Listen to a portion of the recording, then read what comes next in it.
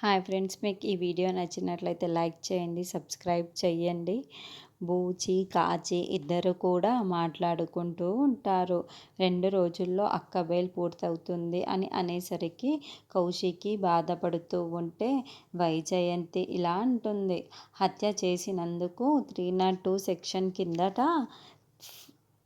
తెల్లారే వరకు జైలు శిక్ష వేస్తారు అని కాచి చెబుతూ ఉంటుంది. ఈలోగా జేడీ, కేడీలు అక్కడికి వచ్చి మీకు సెక్షన్స్ గురించి చాలా బాగా చాలా షాకింగ్గా చూస్తూ ఉంటుంది.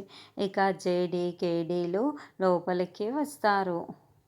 కౌశికి, యువరాజ్ అందరూ కూడా షాక్ అయి వాళ్ళని చూస్తూ ఉంటే ఇక జేడీ ఇంటరాగేషన్ మొదలు పెడదామా కౌశికి గారు అని అడుగుతూ ఉంటే, మీరు ఇంటరాగేషన్ చేయడం ఏంటి అని కౌశికి అంటుంది.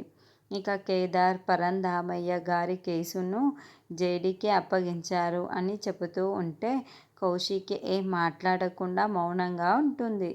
జేడీ, కేడీ ఇద్దరూ కూడా వెళ్ళి సోఫాలో కూర్చొనేసరికి కౌశికి కూడా సోఫాలో కూర్చుంటుంది. ఇక ఇంటరాగేషన్ మొదలు పెడుతూ ఉంటే నిషి, వైజయంతితో వీళ్ళు కానీ కలిసిపోతే మాకు చాలా కష్టం అని చెప్పేసి మాట్లాడుకుంటూ ఉంటారు. మరి భూపతి జేడీకి ఏం చెప్పింది, కౌశికిని జేడీ ఎలా బయటకు తీసుకువస్తుంది అన్నది మనం నెక్స్ట్ ఎపిసోడ్లో చూద్దాము.